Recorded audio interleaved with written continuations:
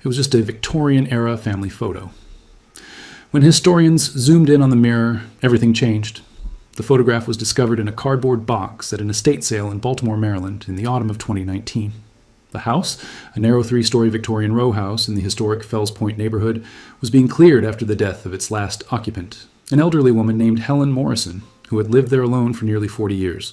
Her distant relatives, overwhelmed by the task of sorting through generations of accumulated belongings, had hired an estate sale company to handle the liquidation. Among the many boxes was a collection of old photographs, dozens of them dating from the late 19th century through the 1950s. Most were loosened shoeboxes, their subjects unidentified, their stories lost to time. But one photograph stood out. It was larger than the others, approximately 8 by 10 inches, mounted in an ornate gilt frame that had tarnished with age but still suggested quality and expense. The photograph showed a Victorian-era family posed formally in an elegantly furnished parlor. A distinguished-looking black man sat in an upholstered chair at the center, his posture erect and dignified. He wore a dark 3-piece suit with a watch chain visible across his vest. Beside him stood a woman, her hand resting on his shoulder, wearing a high-necked dress with intricate lace detailing. 3 children were arranged around the couple, all dressed in their finest clothes, their faces solemn as was typical in Victorian photography. The room spoke of prosperity. Patterned wallpaper covered the walls, a Persian rug lay on the floor, and fine furniture filled the frame. Behind the family, mounted prominently on the wall, was a large ornate mirror with an elaborate carved wooden frame, its silvered surface reflecting the room and creating depth in the composition. The photograph was purchased for $15 by Dr. Raymond Chen, a professor of American history at Johns Hopkins University, who collected 19th century photographs of black families. Such images were rare and valuable as historical documents, providing insights into lives often excluded from mainstream narratives. Raymond brought his purchase back to his office and spent several minutes studying it, admiring the dignity of the subjects and the quality of the composition. He noted the photographer's mark embossed in the lower right corner, Bradford & Sons, Baltimore, 1885. He recognized the name. Bradford & Sons had been one of Baltimore's premier photography establishments, known for serving both white and black clientele. Raymond decided to create a high-resolution digital scan, a standard practice for preservation and detailed examination. He carried the photograph to the department's imaging laboratory, where sophisticated equipment could capture extraordinary detail. The scanner hummed as it worked, and minutes later a digital file appeared on the computer screen, crisp, clear, and ready for examination. Raymond saved the file, having no idea he was about to discover something that would change everything. Raymond opened the high-resolution scan in photo editing software and began examining it systematically. He zoomed in on the man's face first, studying the character lines around his eyes and mouth, evidence of a life lived with responsibility and determination. The woman's face held quiet strength, her eyes seeming to look directly at the viewer with intelligence. The children's expressions were serious, but their eyes held personality that transcended the formal pose. He examined the background details, the wallpaper pattern, the furniture, the gas lamp fixture on the wall. Each element spoke of a family that had achieved success and wanted it documented. Then he turned his attention to the mirror. At normal magnification, it simply showed a reflection of the opposite wall, perhaps a window, the photographer's equipment partially visible. But as Raymond increased the magnification, something caught his eye. In the reflection, barely visible in the mirror's upper left quadrant, was an image that didn't belong. It was dark, indistinct, but unmistakably human. Figures in what appeared to be a confined space below the parlor. He leaned closer to the screen, his heart beginning to race. He adjusted the brightness and contrast, trying to bring the reflection into sharper focus. The image became clearer. 2 people in what looked like a basement or cellar, partially obscured by shadows. One figure sat or crouched against a wall, while another stood nearby in an awkward, constrained position. And there, visible on the wrists of the seated figure, were what appeared to be metal restraints, shackles or chains that caught and reflected light. Raymond sat back, his hands trembling. The photograph was from 1885, 20 years after the abolition of slavery. What were people doing in chains in a Baltimore basement? His first thought was damage or manipulation, but the more he examined it, the more convinced he became the reflection was genuine, captured accidentally by the mirror and preserved for over a century. He spent 2 hours studying every pixel, taking screenshots, adjusting settings, making notes. The figures were black, he could tell from visible features and skin tone. They appeared young, possibly teenagers. The space was crude and unfinished, nothing like the elegant parlor where the family posed. His mind raced with possibilities. Baltimore in 1885 was complex, officially Union during the Civil War, but with divided loyalties, and a long history of both slavery and free black communities. The city had been crucial to the Underground Railroad before the war. But in 1885, slavery was over, wasn't it? Raymond knew enough to understand that legal abolition hadn't meant the end of exploitation. Systems of convict leasing, debt peonage, and worse had replaced slavery in many places. But people in chains, in a Baltimore basement, in a house belonging to a prosperous black family? He grabbed his phone and called Dr. Adrienne Baptiste, a historian specializing in African American history and the Underground Railroad. "Adrienne," he said urgently, "I need you to come to my office right now. I found something impossible, and I need your help understanding what I'm looking at." Adrienne arrived within an hour, having rearranged her schedule when she heard the urgency in Raymond's voice.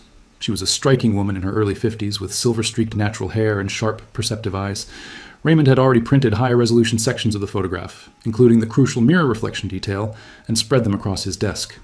"Show me," Adrienne said without preamble, setting her bag down. Raymond handed her the printouts in sequence, the full photograph, then progressively tighter crops, showing the mirror and finally the basement reflection. She studied them in complete silence, her expression shifting from curiosity to confusion to dawning comprehension, and finally to something between excitement and dread. "Where exactly did you get this?" "Estate sale in Fells Point yesterday.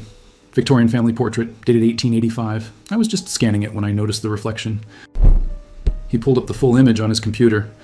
"Look at the family. Clearly prosperous, respectable. But in the mirror, reflecting what must be a basement below the parlor, there are two people in chains. In 1885. Adrienne leaned in, adjusting her glasses. "Raymond, there are several possibilities here, and we need to investigate all of them carefully. First, and this is what I hope, this could be evidence of Underground Railroad activity continuing after the war. Even though slavery was legally abolished in 1865, people were still being held illegally, particularly in border states. Some were held by former slaveholders who refused to acknowledge the war's end. Others were trapped in debt peonage or kidnapped and sold into illegal slavery in remote areas where federal authority was weak." Raymond nodded slowly. "So these people might have been runaways, and this family was hiding them?" "Exactly. That would explain the chains. They might have just escaped, and the family hadn't yet safely removed the restraints.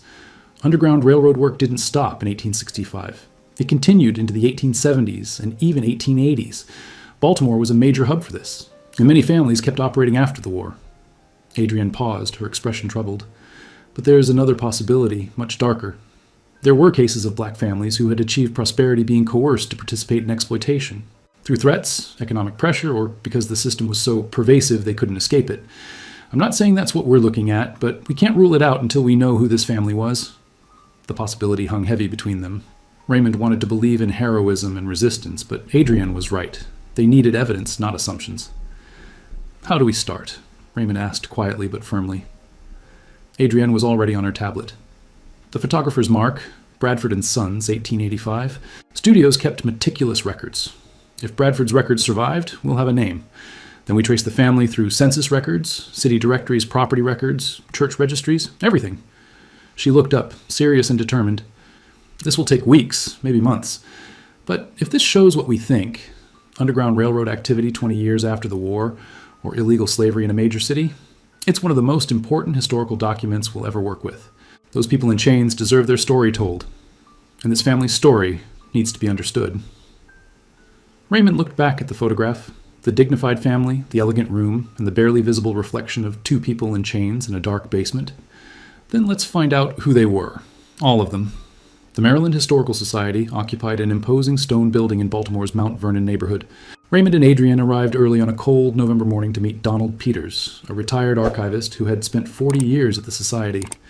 Donald greeted them warmly in the entrance hall, a slight man in his 70s with wire-rimmed glasses and the stooped posture of someone who'd spent decades bent over documents. "I pulled everything from Bradford & Sons," Donald said, leading them to the climate-controlled archives. "The collection is incomplete. A fire in 1902 destroyed much of their early work. But we have several ledgers from the 1880s, including the complete 1885 commission book." He brought them to a research table where 3 leather-bound ledgers lay, pages yellowed and brittle. "These are commission books. Every photograph was recorded. Date, client name, type of portrait, price, sometimes notes about special requests." Adrienne pulled on cotton gloves and carefully opened the 1885 ledger. Pages were filled with neat handwriting in faded brown ink. She began reading aloud. "Williams family, 4 persons. Parlor setting, $12. Thompson, single portrait. Outdoor setting, $5. They worked through winter months, then spring and summer. The afternoon stretched on, and Raymond felt excitement giving way to frustration. Then, on a page dated October 14th, 1885, Adrian suddenly stopped, her finger hovering over an entry.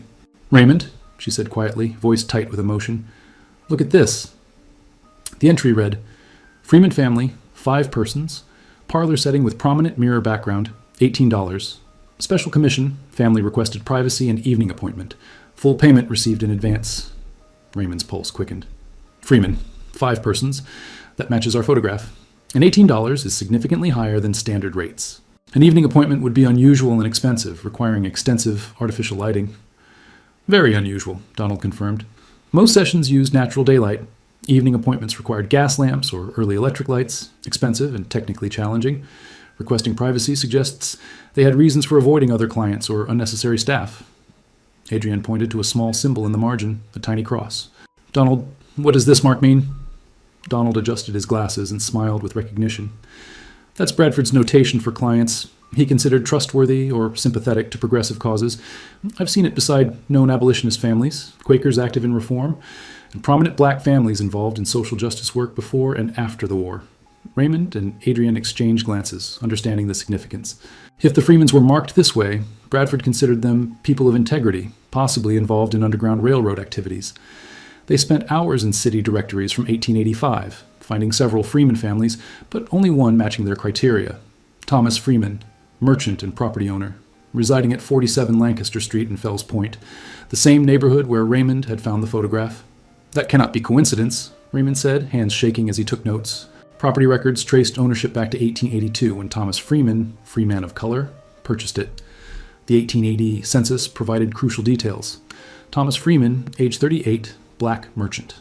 Clara Freeman, age 35. 3 children, Elizabeth, 12, James, 9, Sarah, 6. The family owned their home outright. "This is them," Raymond said with certainty. "Now we need to find out what was happening in that basement." Over the following weeks, Raymond and Adrian immersed themselves in research about Thomas and Clara Freeman in Baltimore in the 1880s. They needed to understand the world this family inhabited. While slavery had officially ended in 1865, reality for black Americans in border states was far more complicated and dangerous than legal documents suggested. Adrian found references to Thomas Freeman in Sharp Street Memorial United Methodist Church records, one of Baltimore's oldest black congregations, and a known center of abolitionist activity. Thomas had been active since the early 1870s, serving on committees and contributing to church programs. His name appeared frequently in contexts suggesting respect and trust. More significantly, Thomas appeared in private papers of known Underground Railroad conductors. One letter, dated July 1883, written by Reverend Morris Williams, caught Adriana's attention. "Brother Freeman continues the blessed work of our cause, though dangers grow greater each year. His house remains a sanctuary for the lost and the pursued, those who flee from bondage that persists despite the law. May God protect him and his family as they risk all for righteousness." "The lost and the pursued," Raymond repeated. That's Underground Railroad language. In 1883, 18 years after emancipation. Because freedom on paper didn't mean freedom in reality, Adrian explained. People were still being held in bondage, sometimes by former slaveholders who refused to acknowledge the war's outcome, sometimes through debt peonage that was essentially slavery. Black people traveling alone could be kidnapped and sold into illegal bondage in remote areas. They found more evidence in Baltimore Association for the moral and educational improvement of colored people records. Meeting minutes from 1884 referenced safe houses that continue operating throughout the city, providing temporary shelter for those fleeing violence or illegal captivity, though operators face increasing danger. Thomas Freeman's house was one of those safe houses, Adrian said with conviction. He and Clara were hiding people who needed protection, escaping illegal bondage, fleeing kidnappers at risk of re-enslavement. They visited 47 Lancaster Street, now a modern apartment building. The original Victorian row house was gone, demolished in the 1960s. But they found architectural survey records from the 1950s documenting the house before destruction. A 3-story brick row house with a distinctive bay window and a basement with exterior access via a small door at street level, partially hidden by stairs. "That's how they moved people in and out," Adrian said. "Middle of the night, someone could slip down those stairs unseen."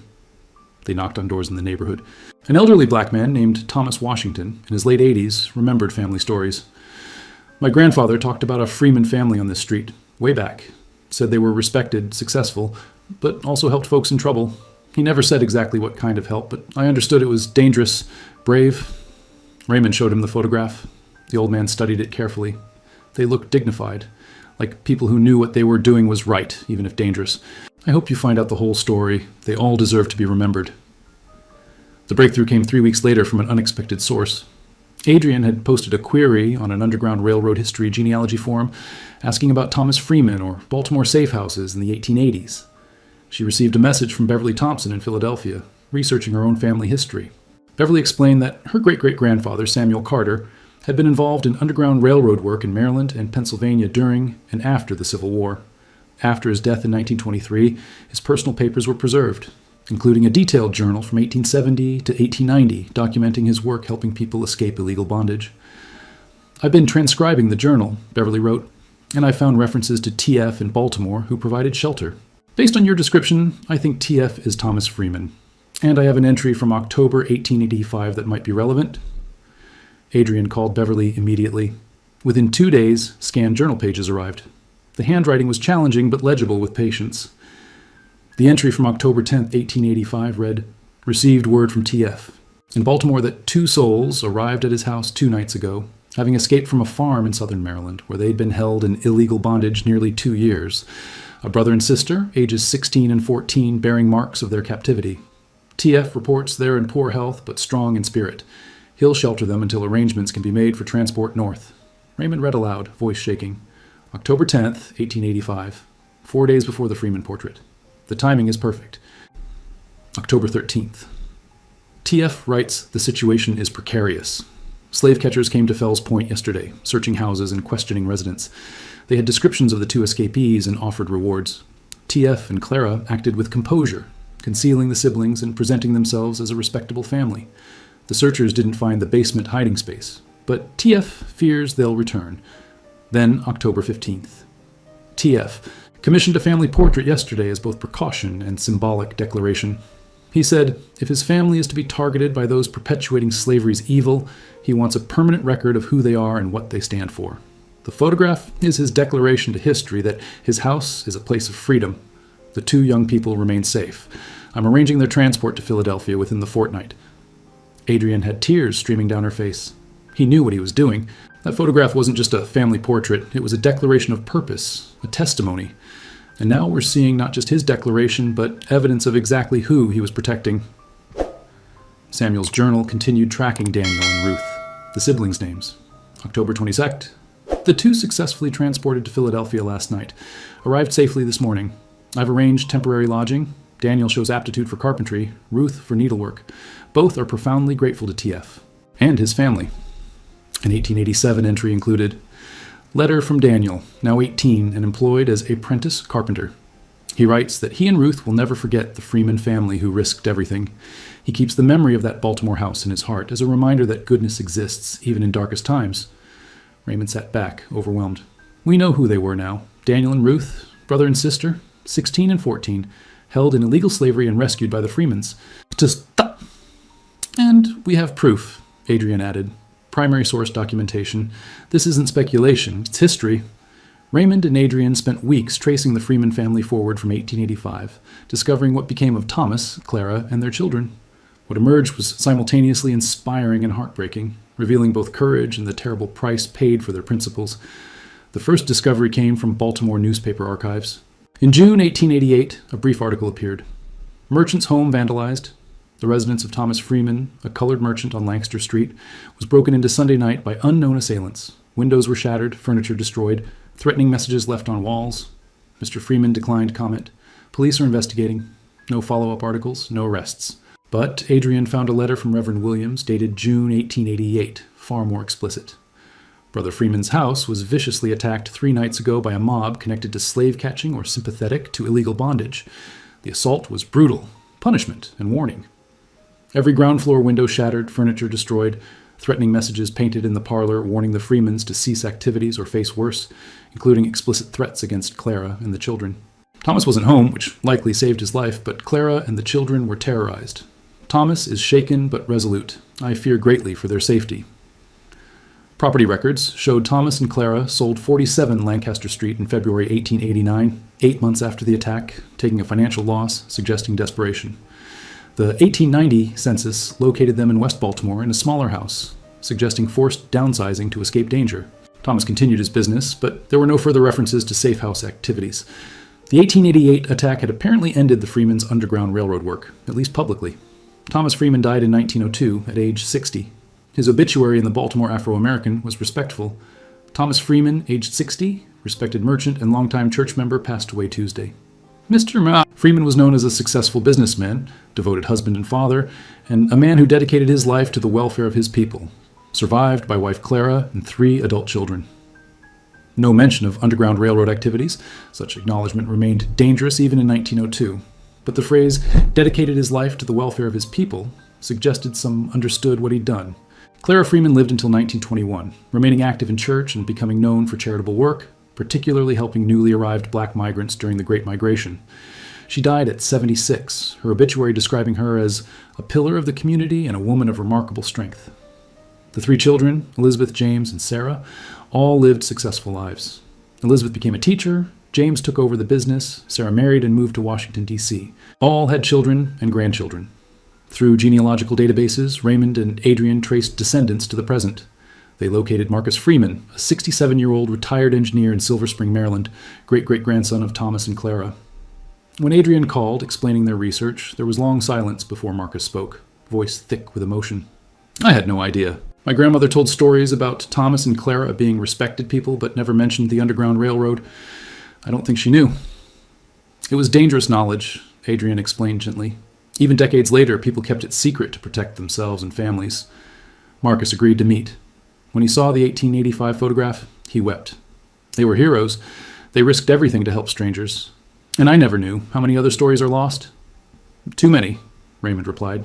That's why we're doing this. To recover these stories, honor these people. Marcus looked up, determined. I want to help find Daniel and Ruth's descendants. I want everyone to know what Thomas and Clara did. With Marcus Freeman's support, the search for Daniel and Ruth's descendants intensified. Samuel Carter's journal had provided first names, approximate ages, and that they settled in Philadelphia, but tracing them required painstaking genealogical work. Enslaved people often changed names for safety, making research extraordinarily challenging. Adrian focused on Philadelphia directories and census records from 1890 and 1900, searching for Daniel and Ruth, matching the right age range. Listed as black, born in Maryland. She cross-referenced with church records, employment records, and marriage licenses. She found a promising lead in Mother Bethel African Methodist Episcopal Church records, one of Philadelphia's oldest black churches with a history of supporting formerly enslaved people. Membership rolls from November 1885 listed Daniel Carter and Ruth Carter, recent arrivals from Maryland. The surname Carter caught Adrian's attention. Samuel Carter might have given them his name as protection. This wasn't uncommon. Conductors sometimes adopted refugees into extended family networks, providing names and fictive kinship for legal and social protection. She found Daniel Carter in the 1900 census. Age 31, born Maryland around 1869, occupation carpenter, living in South Philadelphia with wife Mary and 3 children. Ruth appeared as Ruth Morrison, age 29, married to John Morrison, living in West Philadelphia with 2 children, occupation seamstress. But the real confirmation came from an unexpected source. The Historical Society of Pennsylvania held oral histories recorded in the 1930s as part of a WPA project, documenting formerly enslaved people's experiences. Among these was an interview with elderly Ruth Morrison, conducted in 1936. Adrian obtained the recording and listened with Raymond and Marcus present. Despite poor audio quality, Ruth's voice came through clearly, speaking with a Philadelphia accent occasionally revealing southern cadences. The interviewer asked about early life. Ruth's response sent chills through the room. I was born on a farm in southern Maryland. My mama died when I was young. Me and my brother Daniel were taken by a white man who said he was our guardian, but he kept us like slaves, made us work dawn to dark, beat us. This was after the war, after slavery was supposed to be over, but nobody came to check. Nobody cared about 2 colored children in the middle of nowhere. She continued. When I was 14 and Daniel 16, we ran away. Walked 3 days, hiding during daylight, traveling by night. We made it to Baltimore, and someone told us about Thomas Freeman, who helped people like us. We went to his house, a big brick house on a narrow street, and his wife Clara opened the door and took us in without questions. They hid us in their basement almost 2 weeks, fed us, gave us clean clothes, treated our wounds. Mr. Freeman got word to people in Philadelphia, and one night they put us on a train north. Ruth's voice became emotional. I never forgot that family. Never forgot how they risked everything for 2 children they didn't know.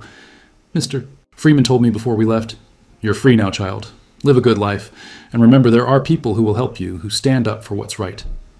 I carried those words my whole life. The recording ended. No one spoke for a long moment. Marcus was weeping openly. The connection between photograph, journal entries, and Ruth's voice had created a complete narrative, proof of courage, compassion, and the long struggle for freedom. With Ruth Morrison's oral history as confirmation, they traced her descendants forward.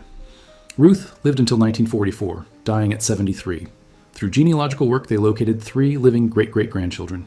2 women in Philadelphia, a man in New York. One, Diane Jackson, a 58-year-old social worker in North Philadelphia, agreed to meet. When Adrienne explained their discovery, Diane was stunned.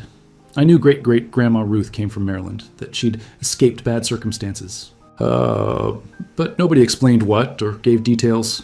I had no idea people were still enslaved in the 1880s. Raymond showed her the photograph, pointing out the reflection. That's Ruth and her brother Daniel in the Freeman basement in October 1885, waiting to be taken to safety. Diane stared, tears streaming.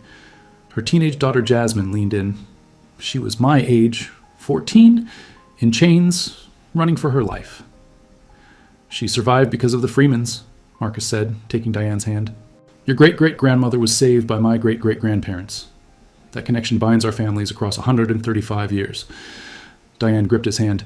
Thank you for making sure Ruth and Daniel aren't forgotten, that the Freemans aren't forgotten. This matters so much. Over the following months, the extended families connected in ways that would have seemed impossible a year earlier. Marcus became family historian on the Freeman side, reaching out to relatives, sharing the photograph and research, watching the story spread through the family network. Many had never known the full truth about Thomas and Clara, and learning about their courage created profound pride mixed with sorrow for what had been lost to silence. Diane performed a similar role for Ruth Morrison's descendants, connecting with relatives across Philadelphia, New York, and other cities. She located Daniel Carter's great-grandson in Atlanta, James Carter, 65, a retired postal worker overwhelmed when he learned about the photograph. James had known Daniel came from Maryland and experienced hardship, but specific details had never been passed down. Plans were made for a reunion in summer 2020, to be held in Baltimore near where 47 Lancaster Street once stood. Representatives from both families would gather to honor the Freeman's courage and celebrate Daniel and Ruth's survival. The photograph would be displayed with Samuel Carter's journal, Ruth's oral history, and other documentation. But the COVID-19 pandemic struck, forcing postponement. Instead, families organized a virtual ceremony via Zoom on October 14, 2020, exactly 135 years after the photograph was taken. More than 60 people participated from across the United States: Freeman descendants, Morrison, Carter descendants, historians, church representatives, and community members. Raymond and Adrienne presented detailed research findings using screen share to display the photograph, enhanced mirror reflection, and archival documents. The presentation took 40 minutes, participants watching in rapt attention. Marcus Freeman spoke afterward. My great-great-grandparents could have looked away. They could have said it was too dangerous, they had their own children to think about. But they didn't. They saw 2 children in desperate need and acted. They opened their home, put themselves at risk, and saved 2 lives. That's the legacy they left, standing up, helping, putting humanity above fear. I'm so proud to be descended from Thomas and Clara Freeman. Diane Jackson held up a printed photograph. Ruth carried the memory of that Baltimore house her entire life. She told her children about the family who saved her, and they told their children, and now we're telling ours.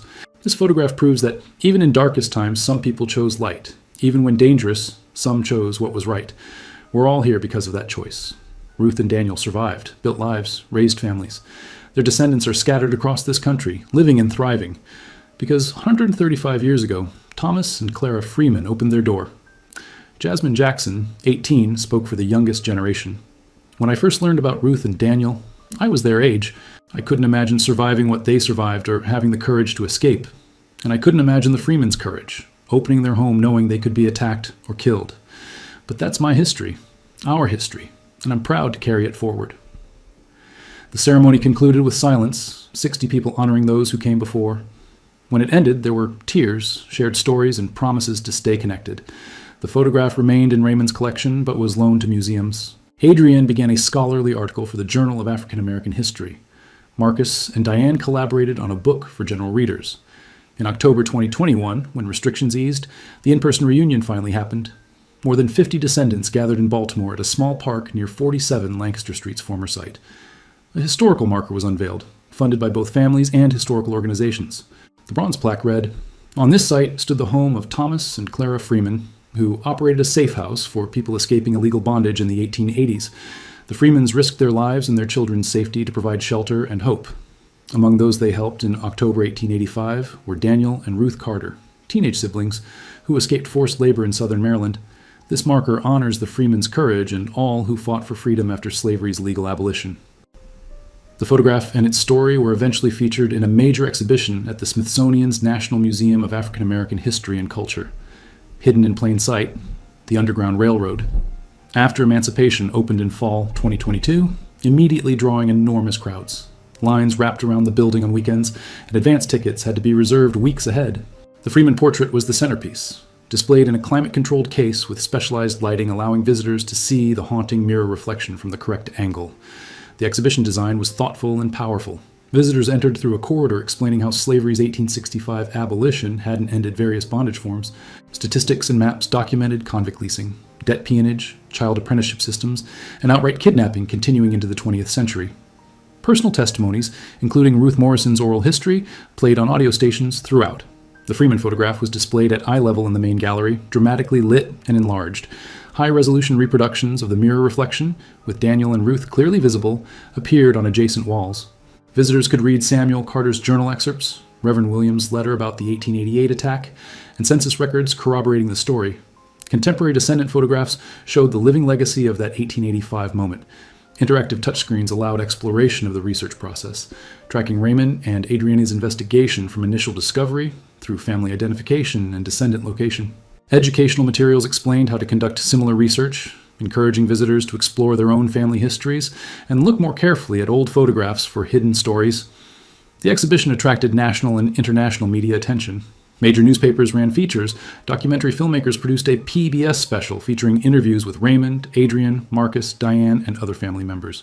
The photograph went viral on social media, shared hundreds of thousands of times with commentary about preserving history, slavery's ongoing impact, and individual courage against injustice. Schools nationwide began incorporating the Freeman photograph into curricula as a primary source for teaching about Reconstruction, Jim Crow, and the long struggle for Black freedom. Teachers reported students were particularly engaged because it was simultaneously familiar, a family portrait, and a document of hidden resistance. The fact it had been hidden 135 years, visible but unseen in the mirror's reflection, made it a powerful metaphor for overlooked history. Raymond and Adrian co-authored The Mirror's Witness, Thomas and Clara Freeman, and the Hidden History of Freedom, published by a major academic press in 2023. The book provided comprehensive research accounts, historical context of post-emancipation bondage, and biographical chapters about the Freemans, Daniel and Ruth, and the broader Underground Railroad network continuing after 1865. It won awards and became required reading in many courses. They used book proceeds to establish the Freeman Morrison Scholarship Fund, providing financial support for descendants of Underground Railroad activists and post-emancipation bondage survivors pursuing higher education. Marcus and Diane served on the scholarship committee. The photograph remained in Raymond's collection, but was loaned extensively. A permanent high-resolution digital archive was created and made freely accessible online through the Library of Congress. The photograph became one of the most studied late 19th century historical images, cited in hundreds of scholarly works. Marcus Freeman became a public speaker, frequently discussing his great-great-grandparents and hidden history's importance. He worked with schools, sharing the story and encouraging students to investigate their own histories. He never tired of seeing young people's faces as they understood what the image revealed. Diane integrated the story into her social work, using it as an example of resilience and helping others despite difficulty. She worked with at-risk Philadelphia youth. Finding Ruth Morrison's survival story and the Freeman's courage resonated powerfully with young people facing challenges. The photograph became a teaching tool connecting past and present. Every October 14th, descendants gathered to commemorate the photograph's anniversary, sharing stories, honoring ancestors, and renewing commitment to courage, compassion, and justice values. New generations learned the story, children who would carry it forward. The photograph had become far larger than Thomas and Clara could have imagined. They had wanted to create a record, a testament to their principles. The accidental mirror reflection, capturing Daniel and Ruth in vulnerability, had preserved evidence making their testimony undeniable and extraordinarily powerful. Thomas and Clara Freeman posed for a simple family portrait in 1885, seeking to document their dignity despite danger.